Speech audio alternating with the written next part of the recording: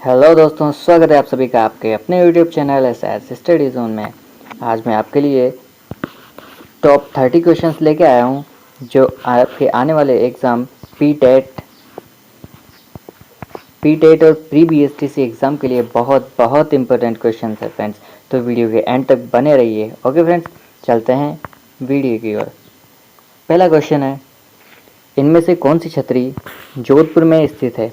आपको बताना है कि इनमें से कौन सी छतरी जोधपुर में स्थित है। राणा सांगा की छतरी, 32 खंभों की छतरी, 80 खंभों की छतरी या कागा की छतरी। तो ध्यान रखना, ये जो कागा की छतरी है ये जोधपुर जिले में स्थित है। ठीक है।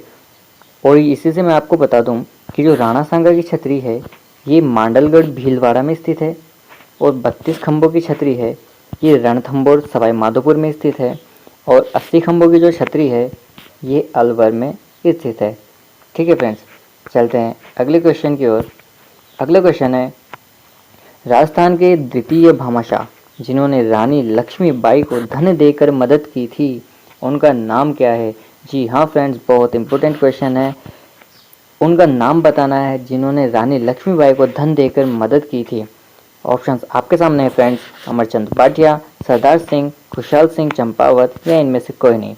तो ध्यान रखना, जो अमरचंद भाटिया जी थे इन्होंने रानी लक्ष्मीबाई को धन देकर मदद की थी, और इन्हें राजस्थान का द्वितीय भामाशाह भी कहा जाता है। और ध्यान रखना कि जो अमरचंद भाटिया है ये बीकानेर जिले के निवासी थे, और इन्हें राजस्थान का मंगल पांडे भी कहा जाता है। ठीक है फ्रेंड्स, चलते हैं अगले क्वेश्चन की ओर। अगला क्वेश्चन है, ललित विग्रह राज का रचयिता सोमदेव किस चौहान शासक के दरबार में था?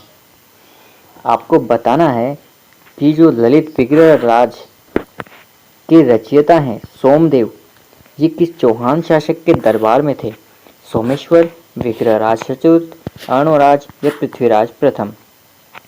तो ध्यान रखना, जो सोमदेव जी थे वो विग्रहराज चतुर्थ के दरबार में रहते थे। और यहाँ से ध्यान रखना फ्रेंड्स, जो ललित विग्रहराज नामक पुस्तक है इसके रचयिता कौन है? सोमदेव जी। ठीक है फ्रेंड्स, चलते हैं अगले प्रश्न की ओर। अगला प्रश्न है, निम्न में से किस राजपूत शासक द्वारा नेह तरंग रचित है? आपको बताना है कि नेह तरंग के लेखक कौन है, रचयिता कौन है? महाराज जय सिंह, नगरीदास, राव बुद्ध सिंह या महाराज जसवंत सिंह। तो ध्यान रखना, जो नेह तरंग है इसके रचयिता हैं राव बुद्ध सिंह। इसका ऑप्शन नंबर सी बिल्कुल सही हो जाएगा। चलते हैं अगले प्रश्न की ओर। अगला प्रश्न है, भगत आंदोलन किसने चलाया? आपको बताना है कि भगत आंदोलन किसने चलाया था। गोविंद गिरी ने, मोतीलाल तेजावत ने, विजय सिंह पथिक ने या साधु सीताराम दास ने। तो ध्यान रखना, ये जो भगत आंदोलन है ये गोविंद गिरी ने चलाया था। इसका ऑप्शन नंबर ए बिल्कुल सही हो जाएगा। ठीक है फ्रेंड्स, चलते हैं अगले प्रश्न की ओर। अगला प्रश्न है, गोकुल भाई भट्ट का जन्म कहाँ हुआ था? जो गोकुल भाई भट्ट थे ये इनका जन्म कहाँ हुआ था आपको बताना है। ऑप्शंस आपके सामने है फ्रेंड्स, बिजोलिया भीलवाड़ा में हुआ था, हाथलग्राम सिरोही में हुआ था, नीमुचना अलवर में हुआ था या हथुंडी अजमेर में हुआ था। तो ध्यान रखना, ये जो गोकुल भाई भट्ट थे इनका जन्म हुआ था हाथलग्राम सिरोही में, और इनका जन्म हुआ था 1899 ईस्वी में। ठीक है फ्रेंड्स, और यहाँ से ध्यान रखना, जो सिरोही प्रजामंडल थी, सिरोही प्रजामंडल की स्थापना भी किसने की थी? गोकुल भाई भट्ट ने की थी। ठीक है फ्रेंड्स, चलते हैं अगले प्रश्न की ओर। अगला प्रश्न है, परंपरागत जल संग्रहण की विधि है। इनमें से आपको बताना है कि कौन सी परंपरागत जल संग्रहण की विधि है। नाड़ी, खड़िन, टाँका या उपयुक्त सभी। तो ध्यान रखना, नाड़ी, खड़िन, टाँका ये सभी क्या है?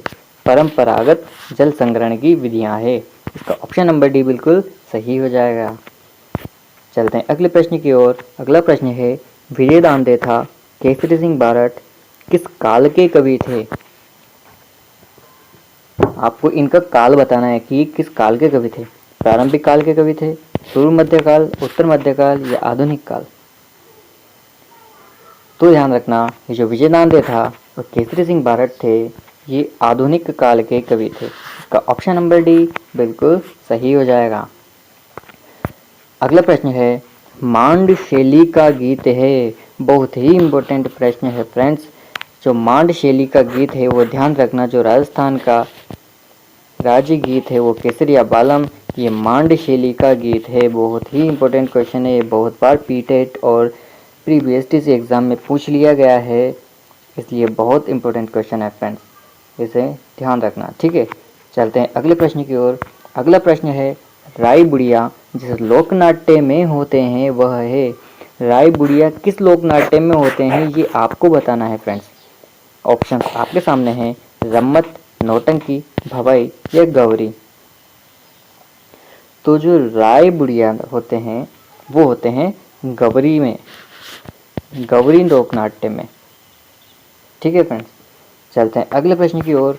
अगला प्रश्न है, किस चौहान शासक का काल सपाद लक्ष्य का स्वर्ण युग है। सपाद लक्ष्य का स्वर्ण युग कहलाता है। किस चौहान शासक का काल कहलाता था। विग्रहराज चतुर्थ का, पृथ्वीराज तृतीय का, अजयराज चौहान का या वसुदेव जी का। तो ध्यान रखना, जो विग्रहराज चतुर्थ थे इनका शासनकाल सपाद लक्ष्य का स्वर्ण युग कहलाता था। इसका ऑप्शन नंबर ए बिल्कुल सही हो जाएगा। अगला प्रश्न है, महाराणा प्रताप का जन्म 9 मई 1540 को कहाँ हुआ था। बहुत ही इंपॉर्टेंट क्वेश्चन है फ्रेंड्स, बहुत बार एग्जाम में पूछा गया है और इसे बार बार घुमा फिरा कर पूछ लिया ही जाता है। ठीक है, इसका ऑप्शन हैं कटारगढ़, मैगजीन, तारागढ़ और मेहरानगढ़।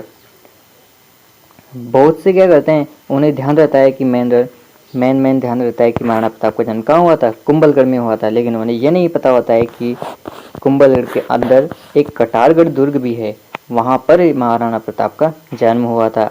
इसका ऑप्शन नंबर ए बिल्कुल सही हो जाएगा। तो यहाँ से भी ध्यान रखना, जो कटारगढ़ दुर्ग है ये कहाँ पर स्थित है, ये कुंभलगढ़ दुर्ग में स्थित है, और जो कुंभलगढ़ दुर्ग है वो राजस्थान राज्य के राजसमंद जिले में स्थित है।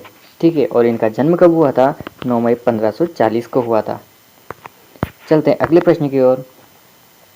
अगला प्रश्न है, सवाई जयसिंह ने वेधशाला का निर्माण कहाँ नहीं करवाया था।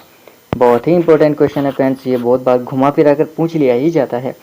कहाँ नहीं करवाया था, जयपुर दिल्ली, जयपुर उज्जैन, मथुरा बनारस या आगरा भरतपुर में। तो ध्यान रखना, सवाई जयसिंह ने वेधशाला का निर्माण आगरा और भरतपुर में नहीं करवाया था, उन्होंने केवल ये 5 जगह पर निर्माण करवाया था, जयपुर, दिल्ली, उज्जैन, मथुरा और बनारस में। ठीक है फ्रेंड्स, अगला प्रश्न है, दुर्गादास को राठौड़ों का यूलिसेस किसने कहा था। दुर्गादास को राठौड़ों का यूलिसेस किसने कहा था ये आपको बताना है। ऑप्शंस आपके सामने है friends, colonel James Tod, George Thomas, Sawant Singh या मुंशी देवी प्रसाद। तो ध्यान रखना, दुर्गादास जी को राठौड़ों का यूलिसेस कर्नल जेम्स टॉड ने कहा था। इसका ऑप्शन नंबर ए बिल्कुल सही हो जाएगा। अगला प्रश्न है, राय सिंह को राजपूताने का कर्ण किसने कहा था। ये भी बहुत इंपॉर्टेंट क्वेश्चन है फ्रेंड्स, राय सिंह को राजपूताने का कर्ण किसने कहा था। तो ये ध्यान रखना, मुंशी देवी प्रसाद ने राय सिंह को राजपूताने का कर्ण कहा था। इसका ऑप्शन नंबर सी बिल्कुल सही हो जाएगा। अगला प्रश्न है, राजस्थान के पूर्वी प्रवेश द्वार भरतपुर की स्थापना किसने की थी। बहुत इंपॉर्टेंट क्वेश्चन है फ्रेंड्स, बार बार एग्जाम में पूछा गया है। तो ध्यान रखना, जो राजस्थान का पूर्वी प्रवेश द्वार भरतपुर है उसकी स्थापना की थी बदन सिंह ने। इसका ऑप्शन नंबर ए बिल्कुल सही हो जाएगा। और यहाँ से ध्यान रखना, जो राजस्थान का पूर्वी प्रवेश द्वार है वो क्या है, वो भरतपुर है। ठीक है फ्रेंड्स, राजस्थान का पूर्वी प्रवेश द्वार क्या है, भरतपुर है, और इसकी स्थापना किसने की थी, बदन सिंह ने की थी। इसका ऑप्शन नंबर ए बिल्कुल सही हो जाएगा। अगला प्रश्न है, संस्कृत के प्रख्यात कवि माघ ने अपने ग्रंथ शिशुपाल वध की रचना कहाँ की थी। जगह का नाम बताना है फ्रेंड्स आपको कि ये रचना कहाँ पर की थी, रणकपुर, भीनमाल, महनसर या मंडावा में। तो ध्यान रखना, जो महाकवि माघ थे इन्होंने अपने ग्रंथ शिशुपाल वध की रचना भीनमाल, भीनमाल में की थी। और यहाँ से ध्यान रखना है जो भीनमाल है ये कहाँ पर स्थित है, ये जालोर जिले में स्थित है। ठीक है फ्रेंड्स। अगला प्रश्न है राजस्थान की अंतर्राष्ट्रीय सीमा की लंबाई कितनी है? 870 किलोमीटर, 970, 1070, ये 1170। बहुत ही ईजी क्वेश्चन है फ्रेंड्स। 1070 इसका बिल्कुल सही आंसर हो जाएगा। बहुत से स्टूडेंट को याद भी होगा। और ध्यान रखना है इस अंतर्राष्ट्रीय सीमा में राजस्थान के 4 जिले लगते हैं। ठीक है फ्रेंड्स। अगला क्वेश्चन है महाराणा कुंभा ने किस ग्रंथ की रचना की थी? महाराणा कुंभा ने किस ग्रंथ की रचना की थी? और हाँ फ्रेंड्स, ये जो महाराणा कुंभा थे इनके बारे में, इनके जितने भी ग्रंथ हैं वो सभी आपको याद होने चाहिए। इनके बारे में बहुत सी बार पूछ लिया ही जाता है। संगीत राज, संगीत मीमांसा, रसिक प्रिया, इन सभी ग्रंथों की रचना किसने की थी? महाराणा कुंभा जी ने की थी। तो इसका ऑप्शन नंबर डी बिल्कुल सही हो जाएगा। अगला प्रश्न है राजस्थान में फड़ चित्रण के लिए प्रसिद्ध है। फड़ चित्रण के लिए कहाँ प्रसिद्ध है फड़ चित्रण? शाहपुरा भीलवाड़ा, सांगानेर, दरियाबाद या पारसोला? तो ध्यान रखना राजस्थान का फड़ चित्रण शाहपुरा भीलवाड़ा में प्रसिद्ध है। ठीक है, इसका ऑप्शन नंबर है बिल्कुल सही हो जाएगा। अगला प्रश्न है भीलों द्वारा किया जाने वाला लोक नृत्य है। भीलों द्वारा किया जाने वाला लोक नृत्य कौन सा है इनमें से? गरबा, गीदड़, गेर या ढोल? तो ध्यान रखना ये जो गेर नृत्य है ये भीलों के द्वारा किया जाता है। और ये गरबा और गीदड़ नृत्य कहाँ किए जाते हैं? ये अलवर भरतपुर में किए जाते हैं। ठीक है फ्रेंड्स। अगला प्रश्न है रक्षाबंधन कब मनाया जाता है? बहुत इंपॉर्टेंट क्वेश्चन है फ्रेंड्स, बिल्कुल बेसिक क्वेश्चन है और बार बार पूछ लिया जाता है। इसलिए मैं आपको बता दूं कि जो रक्षाबंधन है ये मनाया जाता है श्रावण मास की पूर्णिमा को। ठीक है फ्रेंड्स, इसका ऑप्शन नंबर भी बिल्कुल सही हो जाएगा। अगला प्रश्न है राजस्थानी भाषा का सबसे समृद्ध साहित्य है। बहुत इंपॉर्टेंट क्वेश्चन है फ्रेंड्स। राजस्थान भाषा का सबसे समृद्ध साहित्य आपको बताना है। ऑप्शन आपके सामने है संत साहित्य, जैन साहित्य, चारण साहित्य या अपभ्रंश साहित्य। तो ध्यान रखना जो चारण साहित्य है वो राजस्थान का सबसे समृद्ध साहित्य है। इसका ऑप्शन नंबर सी बिल्कुल सही हो जाएगा। और हाँ फ्रेंड्स, जिन्होंने अभी तक चैनल को सब्सक्राइब नहीं किया है वो चैनल सब्सक्राइब कर लें और बेल आइकन प्रेस करें ताकि जब भी मैं कोई वीडियो अपलोड करूँ तो आपको उसका नोटिफिकेशन मिलता रहे। ठीक है फ्रेंड्स। अगला प्रश्न है गुलाब खां का मकबरा स्थित है। आपको बताना है कि गुलाब खां का मकबरा कहाँ पर स्थित है? जयपुर में स्थित है, जोधपुर में, कोटा में या उदयपुर में? तो ध्यान रखना ये जो गुलाब खां का मकबरा है ये जोधपुर जिले में स्थित है। इसका ऑप्शन नंबर बी बिल्कुल सही हो जाएगा।